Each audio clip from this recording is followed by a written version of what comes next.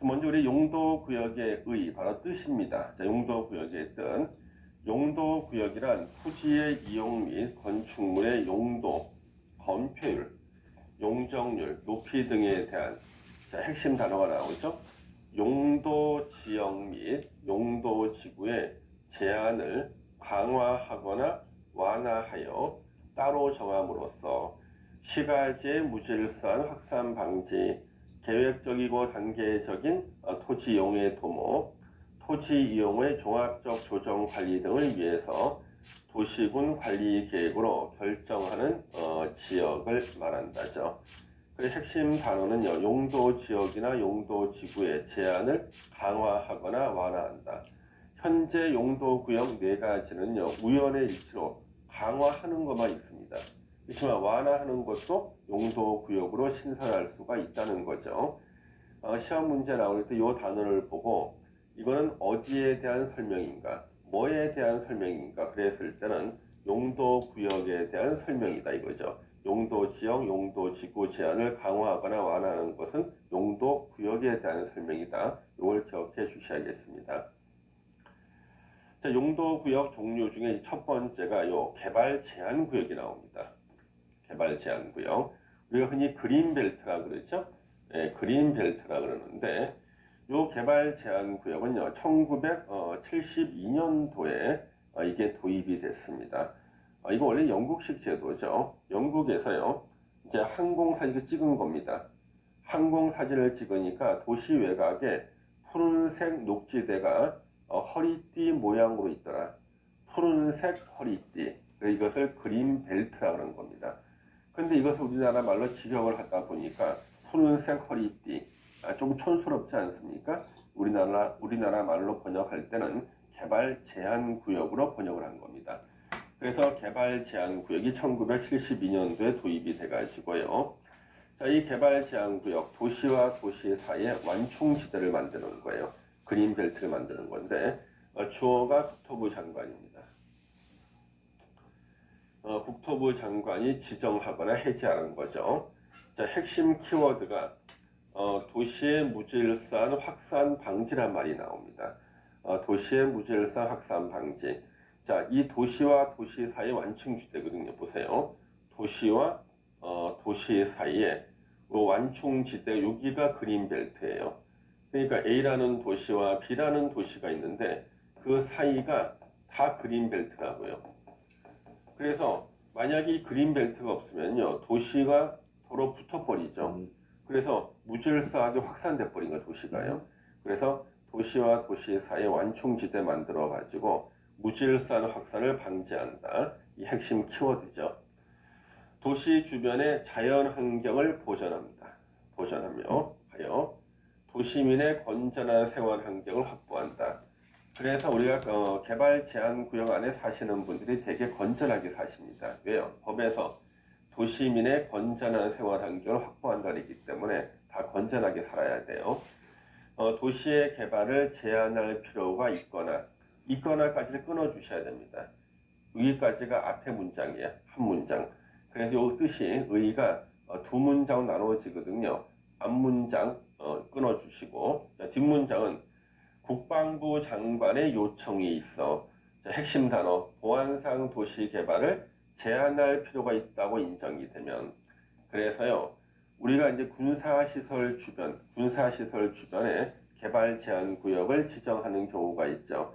이게 바로 요거 때문에 그래요. 보안상 도시 개발을 제한할 필요가 있다고 인정이 되면 개발 제한 구역의 지정 또는 변경을 도시군 관리 계획으로 결정할 수 있다. 도시군 관리 계획 내용 제2번에 있었죠. 그래서 도시군 관리 계획 내용이 있기 때문에 개발 제한 구역 지정 변경을요, 도시군 관리 계획으로 결정하게 되는 겁니다. 그러면 개발 제한 구역에 대해서요, 지정 변경에 필요한 사항은 따로 법률로 정한다. 이 법률이 우리가 먼저 봤던 지문이 너무 길죠. 개발 제한 구역의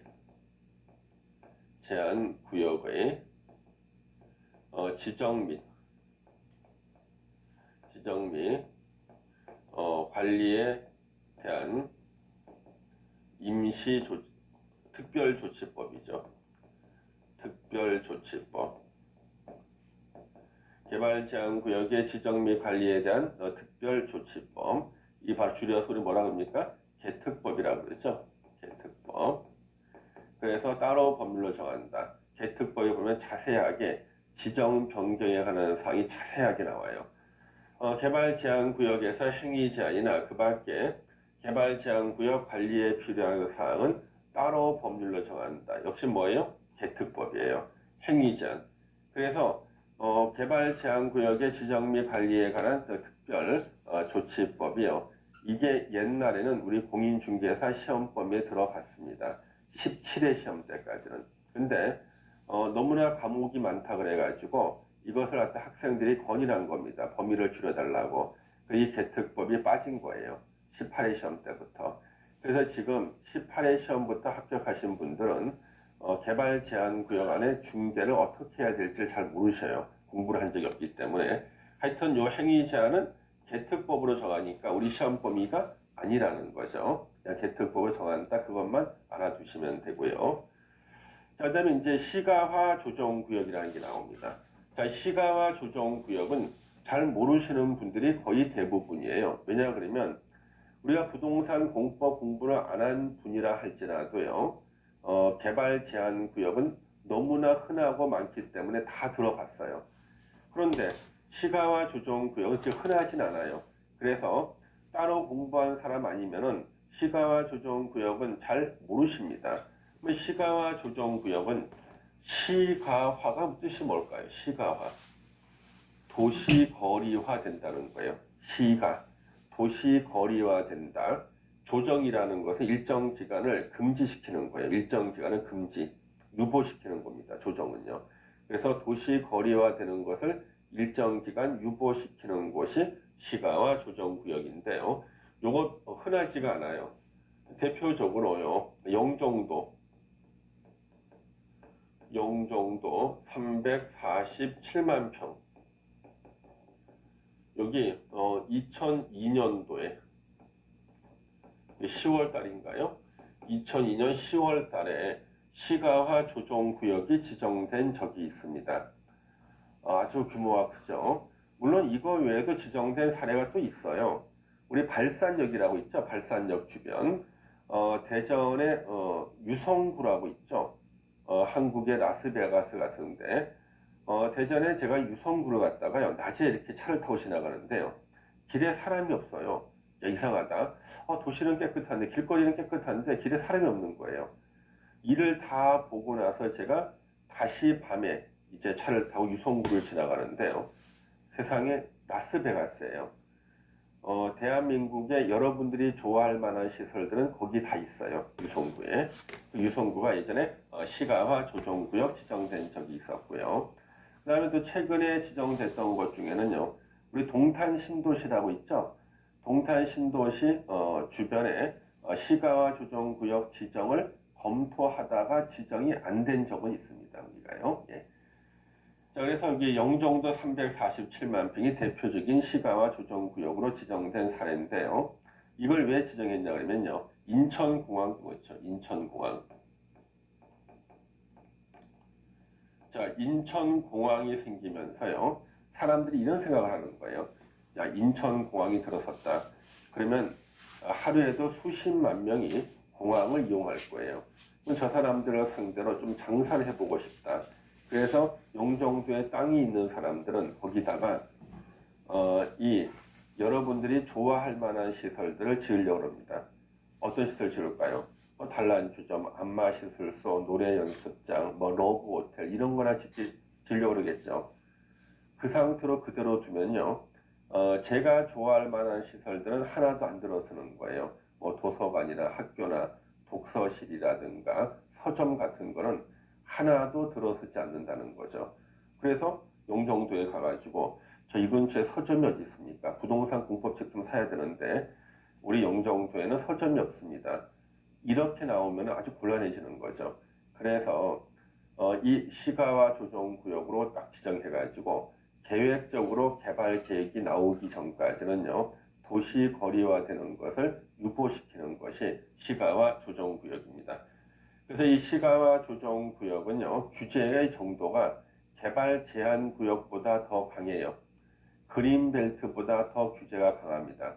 그런데 우리 잘 모르는 이유는요, 요거 흔하지가 않아서 그런 거죠.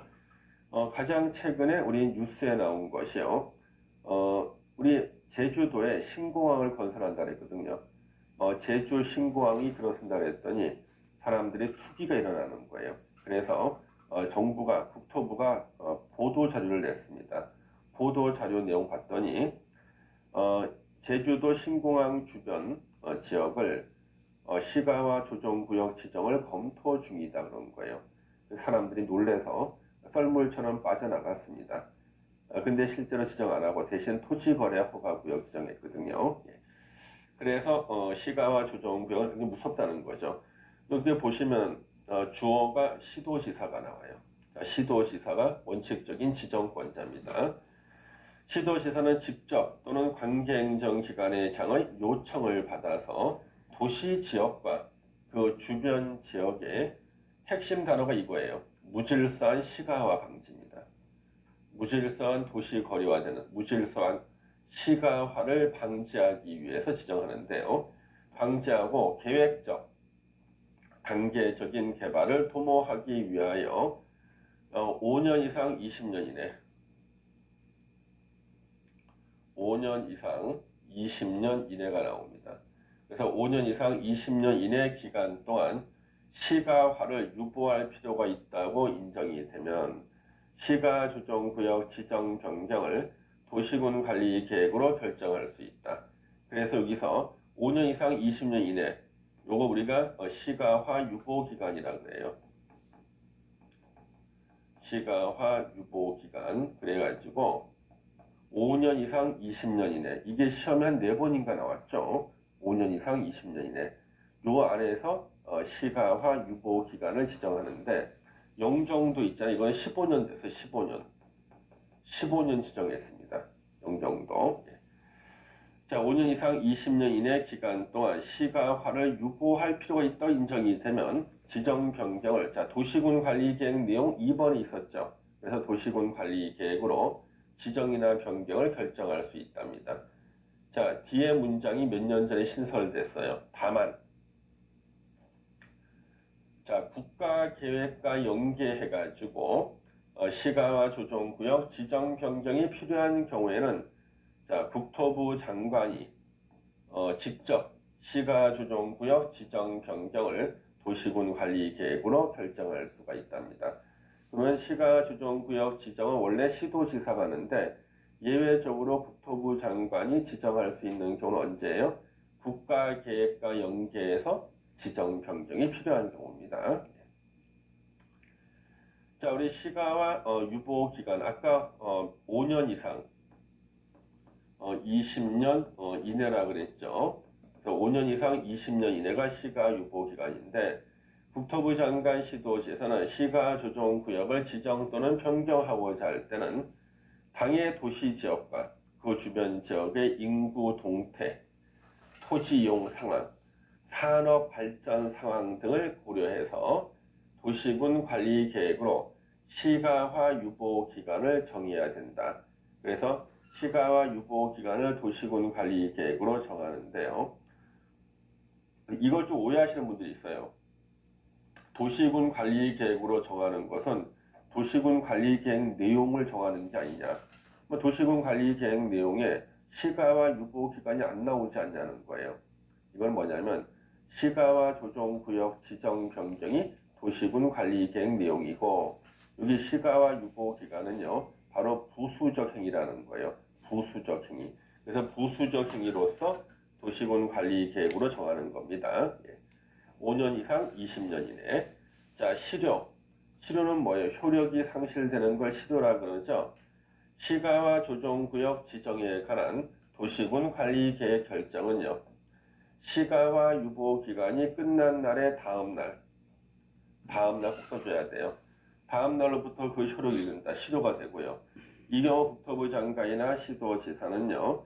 그 사실을 고시해야 됩니다. 이때 이 고시 우리는 보통 실효고시라 그래요. 실효됐다는 사실을 고시하고 이때 실효고시는 확인적인 의미라고 합니다. 확인적인 의미다. 왜요? 실효 고시가 없어도 그 다음날 실효는 되는 거고요. 단지 그 사실을 확인하기 위한 고시에 지나지 않다. 효력 발생이 아니라 바로 이때 고시는 확인적인 의미의 고시예요. 실효 고시가 없어도 실효는 되는 겁니다. 자, 이제 지정의 효과, 행위 제한. 자, 시가와 조정구역은요, 그 행위 제한이 국토계획법과 시행령에 있어요. 아까 우리 개발제한구역은 그 행위 제한이 개특법에 있었잖아요. 그 시험에 안 나오죠. 왜? 개특법은 시험범위 아니니까. 근데 시가와 조정구역의 행위 제한은요, 그 내용이 어디에 있냐는 거예요. 국토계획법과 시행령이 있기 때문에 우리 시험범위에 들어갑니다. 그래서 시험에도 출제가 된 적이 몇 번 있었죠. 그래서 시가와 조정구역에서의 행위 제한은요, 도시군 계획 사업은요. 자, 도시군 계획 사업 종류 세 가지 기억나세요? 도시군 계획, 시설 사업, 도로 설치 사업, 공원 설치, 학교 설치 사업 다 도시군 계획 시설 사업이죠. 그 다음에 또 도시개발법에 나오는 도시개발 사업도 있고요. 정비법에 나오는 재개발, 재건축 같은 정비 사업도 있죠. 이 세 가지를 뭐라고 부르는 거예요? 도시군 계획 사업이라고 부르는 겁니다. 이 도시군 계획 사업은요, 시가와 조정구역에서는 원칙이 금지라는 거예요. 세상에 얼마나 규제가 강하면은요, 원칙이 금지예요.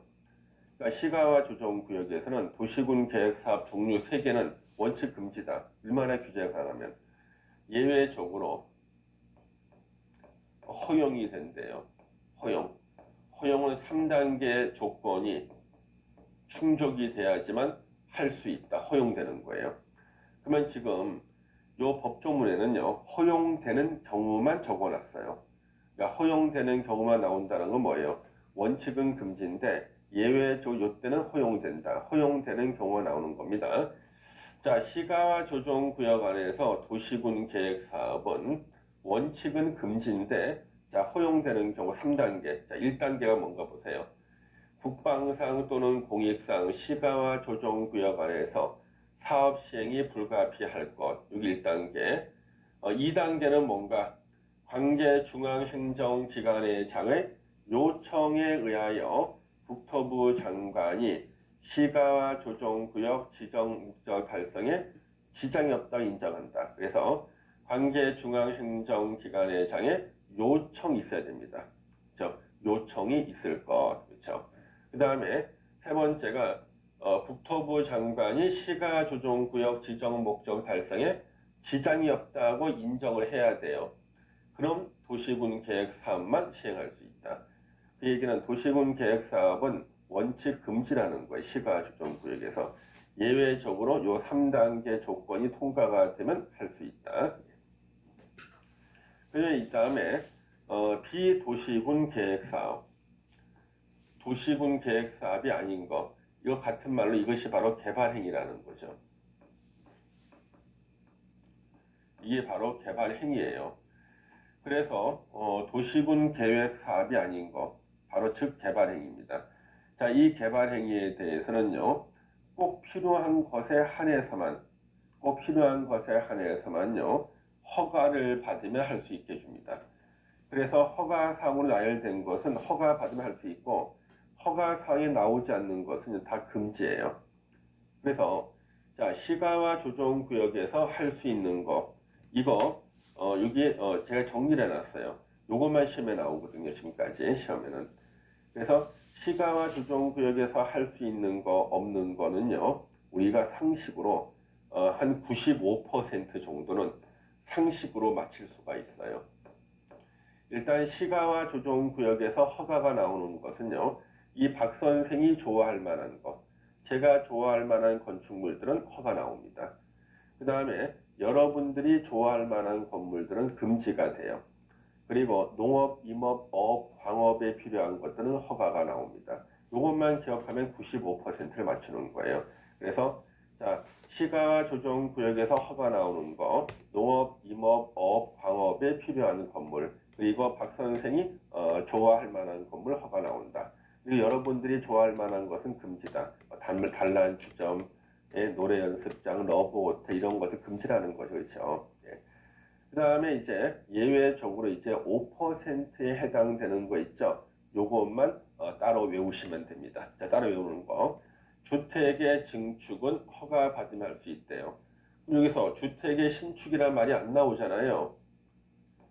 주택의 신축이란 말이 안 나와요. 안 나오면 금지입니다. 금지. 그래서 시가와 조정구역에서는 주택의 신축이 금지예요. 증축만 허가 받으면 할 수 있는데 기존 주택 면적 포함해서 100제곱미터 이하에 해당하는 면적의 증축만 허가 받으면 할 수 있대요. 뭐 기존 주택 면적이 100제곱미터를 넘어서게 되면요. 증축할 면적이 안 남아나죠. 증축 안 되겠네. 그렇죠? 네. 그다음 시험에 제일 많이 나온 게 이거죠. 공익시설, 공용시설, 공공시설. 우리는 그냥 공공시설 등 하면 외우면 되겠죠? 자, 공공시설이라도요. 시가와 조정구역에서는 허가를 받아야 지을 수가 있어요. 우리가 잘못 알 수 있는 게 이런 거예요. 자, 경찰 파출소, 경찰 파출소, 119 안전센터, 그 다음에 또 뭐가 있습니까? 도서관이라든가 보건소라든가 공중 화장실 등등 이런 공공시설이라 할지라도요. 시가와 조정구역에서는 그냥 설치할 수가 없다는 거예요. 이게 시험에 많이 나왔어요. 왜요? 우리는 잘못 생각할 수가 있죠. 아무리 시가와 조정구역이라도 경찰 파출소나 119 안전센터, 도서관, 보건소, 무슨 공중 화장실 이런 것들은 당연히 설치해야 되는 거 아니야? 이렇게 착각할 거라고 시험에 내는 거예요. 이거라도 이런 시설들이라도 시가와 조정구역 안에서는요. 허가를 받아야지만 지을 수가 있다는 거죠. 이게 시험에서 3번 이상이 최근에 출제가 됐죠. 이거 기억하셔야 됩니다. 또 한 가지 시가와 조정구역에서는 허가사항은 있지만요. 신고사항은 없어요. 신고사항은 없다는 거예요. 그래서 시가와 조정구역에서는 허가사항은 있어도 신고사항은 없다. 이게 무슨 뜻일까요? 그러니까 6명 시장 군수한테 허가받고 하는 것이 있지만 신고만 내가 하겠다 신고하는 건 없다는 거예요. 왜냐하면 우리 개발제한구역에서는 신고사항도 있거든요. 신고사항도 없어요. 오로지 허가사항만 있습니다. 자, 종교시설의 증축은 허가받으면 할 수 있다. 그러면 종교시설의 신축이란 말이 안 나오죠. 안 나오니까 금지예요. 신축은 금지다. 그러면 종교시설 신축 금지, 증축은 허가받으면 할 수 있다. 선생님 왜 종교시설 신축이 금지가 됩니까? 저한테 물어보시면 안 됩니다. 이거는 하느님의 뜻이에요. 그 다음에 4번에 공장이나 주택 등 시가와 조정구역 안에서 신축이 금지된 시설 용도. 그래서 공장도 신축이 금지가 돼 있어요. 근린생활시설이나 종교시설로 변경하는 것은 요거 허가받으면 할 수 있다는 거죠. 변경하는 것은 허가받으면 할 수 있다. 그 다음에 이제 여기 수산자원 보호구역을 보시겠습니다. 자, 이 수산자원 보호구역은요, 온 국민들이 다 알고 있는 게 있죠. 통영 앞바다 불양식장 같은 거 있습니다.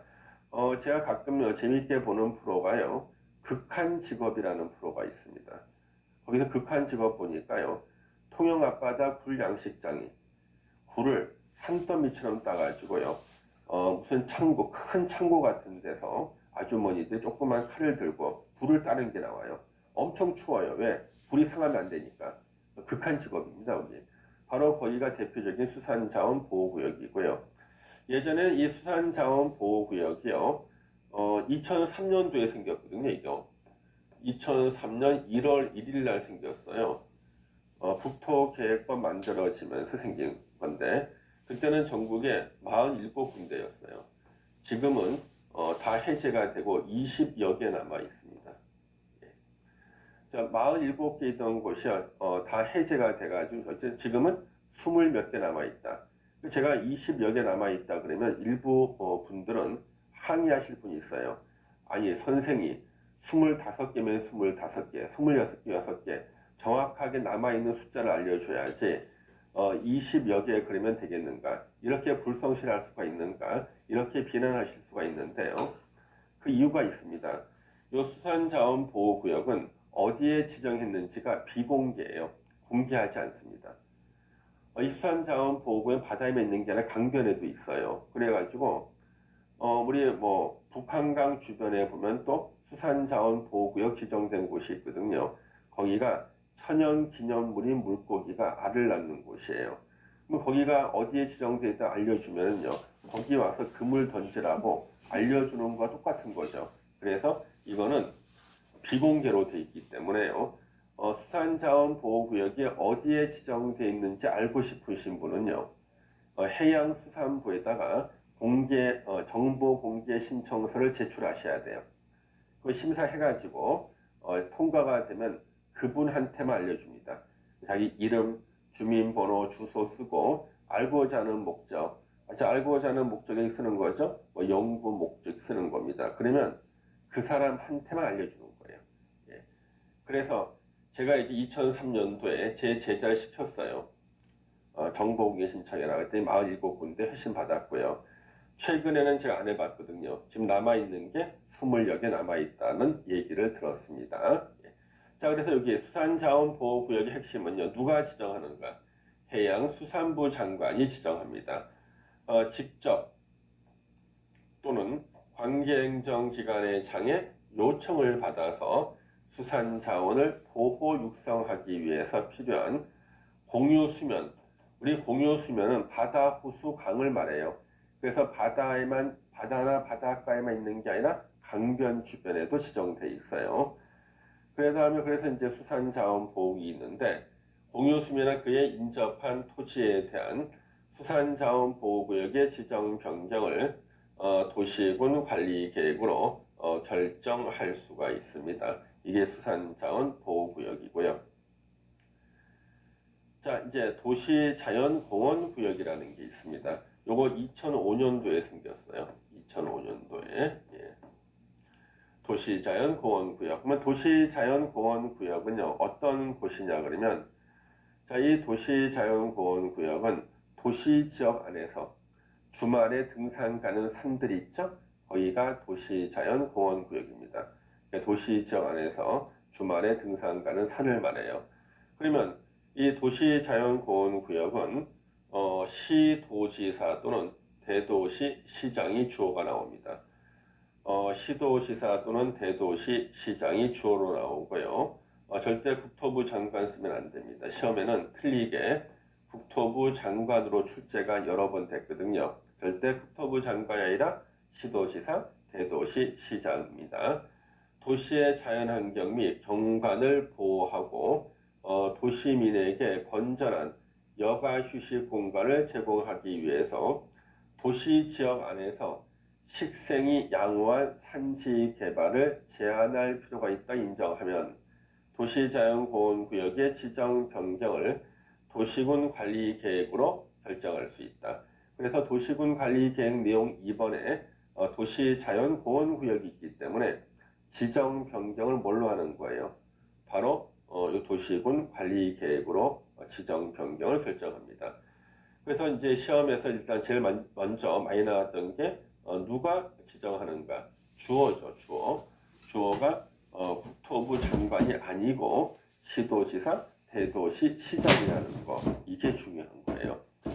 그 다음에 또 다른 시험에 나왔습니다. 감정평가사 시험에 나왔던 것 중에는요, 다음 중 도시자연공원구역의 지정 목적이 아닌 것을 찾으라고 나왔어요.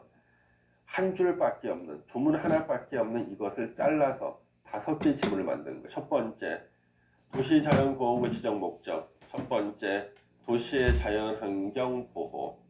두 번째, 경관 보호. 세 번째, 3번, 도시민에게 건전한 여가휴식 공간 제공. 4번, 도시지역 안에서 식생이 양호한 산지 개발을 제한. 5번 도시의 무질서한 확산 방지. 자, 도시의 무질서한 확산 방지는 어느 용도 구역에서 나오는 뜻이죠? 시가 조정 구역이 아니죠. 개발 제한 구역, 확산 방지. 그래서 이 법조문 하나 가지고 잘라서 5개의 지문을 만들기도 합니다. 도시자연공원구역. 그러면 도시자연공원구역은요. 여기 의의는 우리 국토계획법에 나오는데요. 이게 행위 제한은 특별법이 있어요. 도시공원 및 녹지 등에 관한 법률. 녹지 등에 관한 법률이 있습니다. 그래서 도시공원 및 녹지 등에 관한 법률. 그래서 도시공원 및 녹지 등에 관한 법률에서 구체적인 행위 제한 나오고, 우리 시험 범위에서는 요것만 계속 시험에 나와요. 시험에 요것만 좀 체크해서 보시면 되겠네요. 자, 그러면 이제 용도 구역 안에서의 건축자 이제 종합 정리합니다.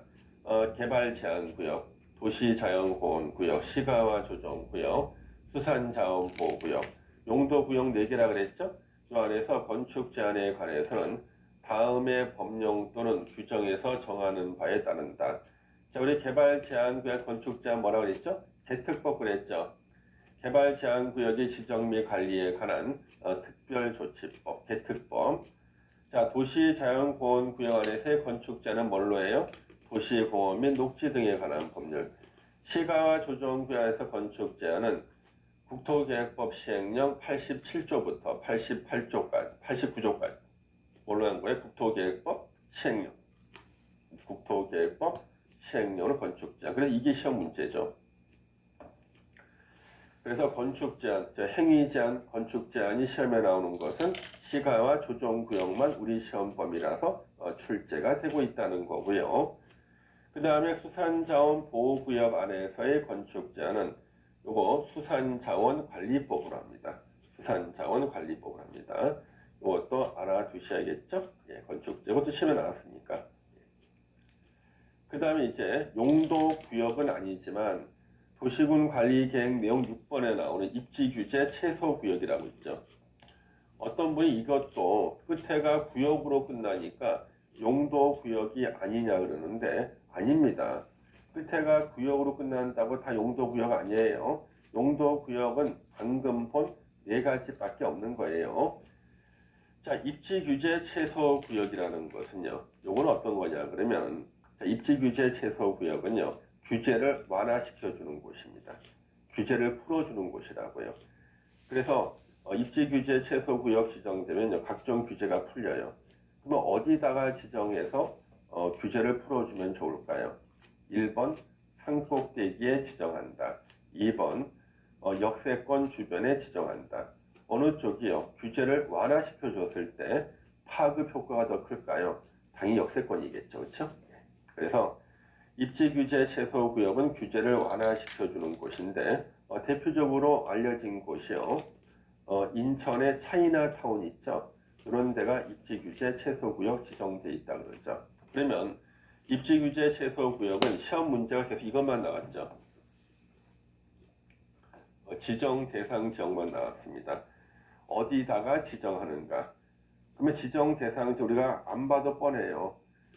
입지 규제 최소 구역 지정에서 규제를 완화시켜 주면은 효과가 크게 일어날 만한 곳이 지정 대상 지역이고, 시험에서는 이게 계속 나온 거예요. 자, 주어 도시군 관리 계획을 결정하는 그 결정권자는 도시 지역에서 복합적인 토지 이용을 증진시켜 도시 정비를 촉진하고 지역 거점을 육성할 필요가 있다고 인정이 되면 다음 어느 하나에 해당하는 지역과 그 주변 지역의 전부나 일부를 입지 규제 최소 구역으로 지정할 수 있다는 거예요. 전부나 일부를 입지 규제 최소 구역 지정할 수 있다. 자, 이게 시험 문제죠, 그냥요. 지정 대상 지역 1번부터 5번까지 그대로 다 외워주셔야 돼요. 요 5군데의 특징은 뭐겠어요? 규제를 완화시켜주면 효과가 크게 일어나는 곳이다.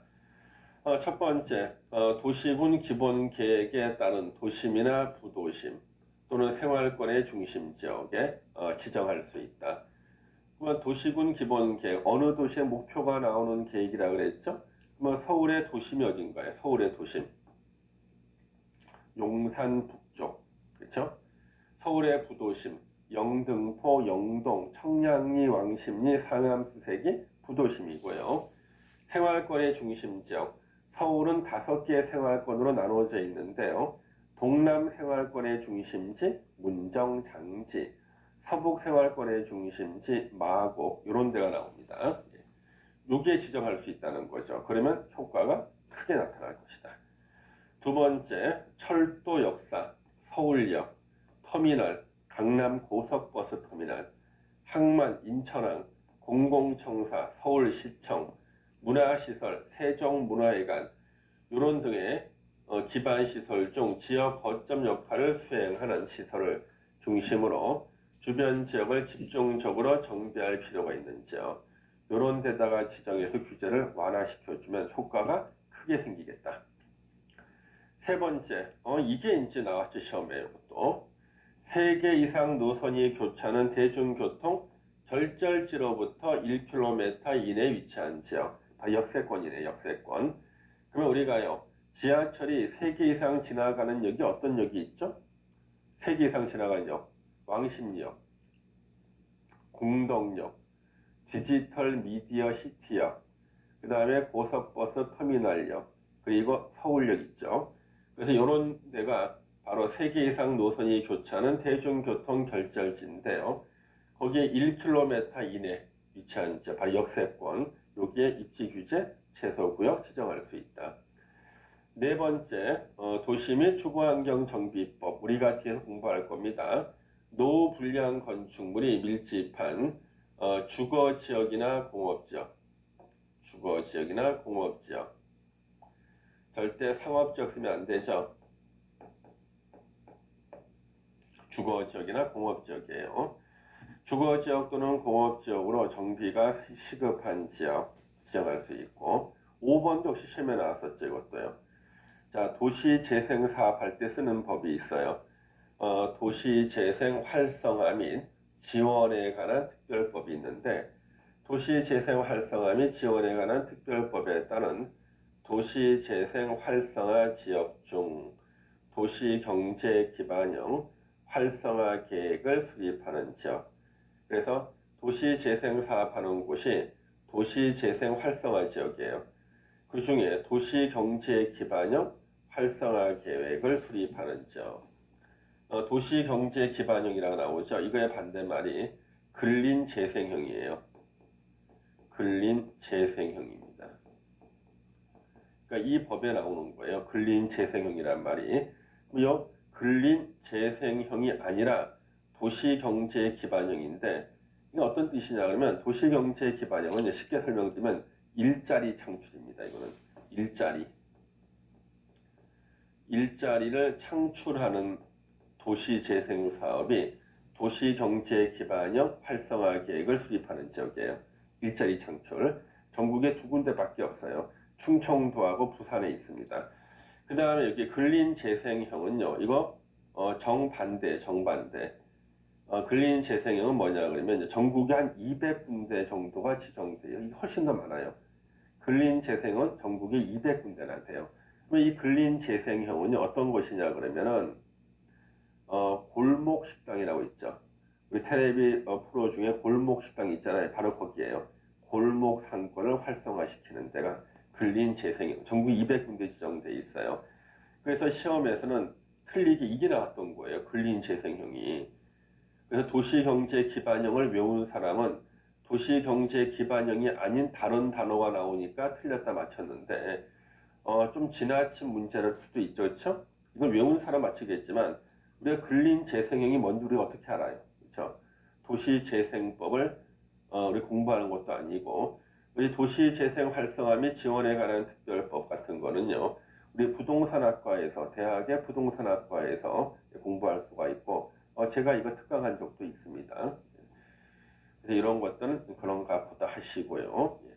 그래서 여러분들 혹시나 이런 것들에 대해서 조금 궁금하고 자료가 필요하다 그러면 거기 인터넷 검색하시면 검색창에서 검색하셔서 박종철의 부동산 이야기 검색하시면요.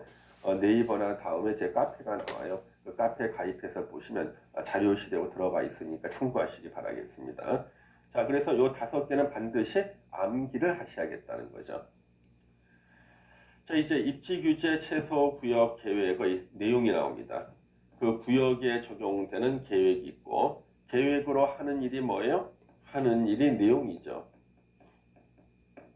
하는 일이 내용입니다. 그러면 어떤 내용이 나오는가를 보겠습니다. 자, 입지규제 최소구역 계획에는 입지규제 최소구역 지정 목적을 이루기 위해서 다음에 관한 사항이 포함되어야 되는데 먼저 건축물의 용도, 뭐 상가냐 아파트냐, 종류, 규모 등에 관한 사항, 건축물의 건폐율, 용적률, 높이에 관한 사항, 이거 체크해야겠죠. 자, 간선 도로 등 주요 기반 시설 확보에 관한 사항, 도로 확보 이런 것들이죠. 그 다음에 용도 지역, 용도 지구, 도시군 계획 시설, 지구 단위 계획 결정에 관한 사항. 이거 도시군 관리 계획 내용에 들어가 있던 것이 입지 규제 최소 구역 계획에 또 나오죠. 그 다음에 입지 규제, 자, 입지 규제 최소 구역에서 다른 법률 적용 특례, 그렇죠? 이 특례 1항 2항에 따른 다른 법률 규정 적용 완화 또는 배제에 관한 사항, 다른 법률 규정을 적용을 완화하거나 배제하는 사항, 그 밖에 입지 규제 최소 구역의 체계적 개발과 관리에 필요한 사항들, 이런 것이 내용이 나오는데 내용은 아직 대놓고 시험에 안 나왔어요. 그렇지만 이 3번 정도는 좀 기억을 하실 필요가 있다는 거죠. 그 다음에 이제 건축 제한 완화 및 비용 부담 나왔는데요. 자, 우리요 상식적으로 입지 규제 최소 구역 지정이 되면 그 지역의 토지 가격은 오를까요, 떨어질까요? 규제를 완화시키니까 건물이 높게 막 들어서죠. 그러면 당연히 땅값이 올라간다고요. 그러면 땅값은 올라가는데 자, 건물이 막 크게 막 들어서기 때문에 자동차 통행이 막 늘어나요. 그러면 근처에 주차장도 부족하고 도로도 부족해지죠. 부족해지는 기반 시설을 설치할 비용이 들어가는데 이 비용을 누구한테 부담시키면 좋을까요? 바로 그 토지 소유자, 땅값 오른 토지 소유자한테 도로 추가 설치나 공용 주차장 추가 설치 비용을 부담시켜야겠다는 거죠. 이게 바로 그 얘기예요. 건축 제한이 완화가 되죠. 그러면은 이제 기반 시설이 부족해져서 기반 시설을 추가로 지을 때 그 비용을 누구한테 어떻게 부담시킬 것인가? 자, 입지 규제 최소 구역 계획 수립 시 용도, 건폐율, 용적률 등의 건축 제한 완화는 기반 시설의 확보 현황, 도로나 주차장 같은 기반 시설의 확보 현황 등을 고려해서 적용할 수 있도록 계획하고, 자, 요거 시도시사, 시장, 군수, 구청장이 나왔어요. 자, 우리 국토계획법에서는요, 구청장이 함부로 안 나와요. 국토계획법에서는요, 구청장은요, 어디서 나오는가? 여기 나온 지금 입지 규제 최소 구역에서 구청장 나오고요. 저 뒤에 시범 도시라는 게 있어요. 시범 도시에서 나오고 또는 저 뒤에 청문이라는 게 있어요. 청문 절차, 청문 요 세 군데에서만 구청장이 나와요. 그러니까 다른 법이 아니에요. 우리가 지금 공부하는 국토계획법에서 구청장이라는 단어는 세 군데에서 나온다. 입지규제 최소구역, 시범도시, 청문 세 개. 요 세 군데 외에 다른 군데에서 다른 데에서 구청장이 나왔다. 그거 다 틀린 거예요. 무조건 틀린 거다. 그러면 우리 한 문제 맞힐 수 있어요. 예를 들어서 광역도시계획은 시장, 군수, 구청장이 수립할 수 있다. X. 다시면 나왔던 거이고, 그 다음에 지구 단위 계획은 시장, 군수, 구청장이 수립할 수 있다. X. 도시군 관리 계획을 시장, 군수, 구청장이 입안할 수 있다. X. 이거 다 기출 문제들입니다. 그래서 구청장이 들어가면 안 되는데 구청장을 집어넣어서 틀리게 나오는 문제들, 이걸 맞추기 위해서 우리는 국토계획법에서 구청장은 딱 세 군데서만 나온다. 입지규제, 제소구역, 시범도시, 청문.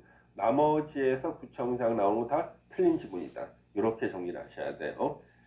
자, 입지규제, 제소구역에서 개발사업 또는 개발행위에 대해서 입지규제, 제소구역 계획에 따른 기반시설 확보를 위해서 필요한 부지 또는 설치 비용의 전부나 일부를 부담시킬 수가 있습니다. 그 다음에 이 경우 기반시설의 부지 또는 설치 비용 부담은 건축 제한 완화에 따른 토지 가치 상승분, 그렇죠? 감정평가 법인 등이 건축 제한 완화 전후에 대해서 각각 감정평가한 토지 가액의 차이를 지가 상승분이라 그래요. 지가 상승분을 초과하지 아니하도록 한다. 땅값이 1억 올랐다면 1억 범위 내에서 기반시설 추가 설치할 비용을 부담시키겠다, 그런 뜻입니다. 자, 그 다음에 이제 입지규제 최소구역에서 다른 법률 적용 특례, 그래서 규제를 완화시켜 주는 곳이라고 했죠. 적용을 배제하는 규정이 나옵니다. 규제를 완화시켜 주려고 적용을 배제하는 규정이 나와요. 자, 세 개의 법률이 나옵니다. 먼저 주택법 35조에 따른 주택의 배치나 부대시설, 부대시설이 뭐예요? 관리사무소라든가 아니면은 주차장 같은 거죠. 복리시설, 단지 내, 아파트 단지 내 상가, 어린이놀이터 이런 게 복리시설이에요. 설치 기준 및 대지 조성 기준을 적용하지 아니할 수 있다. 우리가 현재 주택 편제 공부 안 했잖아요. 우리가 어려운 게 앞에를 공부하는데 뒤에를 공부해야지만 이해할 수 있는 내용이 앞에 제목이 먼저 나오는 거. 이것 때문에 어려운 거예요. 예를 들면 이런 거죠. 우리가 이제 복리시설, 어린이 놀이터 있잖아요. 어린이 놀이터 그 면적 제한이 있어요. 규모 제한. 몇 세대 이상의 아파트를 지을 때는 어린이 놀이터 면적을 최소 얼마 이상으로 해라. 이런 기준들이 있다고요. 이 기준을 적용하지 않을 수 있다. 무슨 뜻이에요? 그러면 아예 어린이 놀이터 안 만들 수도 있다는 얘기예요. 적용하지 않을 수 있다. 그 다음에 부설 주차장 설치 기준. 그래서 빌딩을 지을 때는 주차장을 몇 대 이상 설치하라는 주차장법 규정을 적용하지 아니할 수 있다. 왜 그럴까요? 차 없는 거리를 만들 수도 있다는 거예요. 자, 어느 건물에 부설 주차장이 있으면 거기까지 차를 몰고 올 거 아니에요. 그래서 주차장 없애버렸어요. 부설 주차장을 설치하는 규정을 적용하지 않는다. 부설 주차장이 없다. 저기 멀리 떨어진 곳에 공용 주차장에 차 세우고 오시라는 거예요. 이거 적용하지 아니할 수가 있다. 그렇죠? 그다음에 문화예술진흥법에 따른 건축물에 대한 미술 작품 설치, 이게 뭐냐 그러면 여러분들 왜 우리 시내에 나가가지고요 큰 빌딩 있잖아요. 빌딩 앞에 보면은 큰 조각품이 서 있죠. 우리 상암동 같은 빌딩 보면은 막 조각품 서 있잖아요. 이거 멋있어 보입니까? 저는 별로 멋있어 보이질 않는데 이거 그 건물 짓는 건축물 빌딩 소유자가요 예술을 좋아해서 설치한 거 아니에요. 문화예술진흥법에 따라서 어쩔 수 없이 설치한 겁니다. 이거 설치하느라고요 건축비가 올라가는 거예요.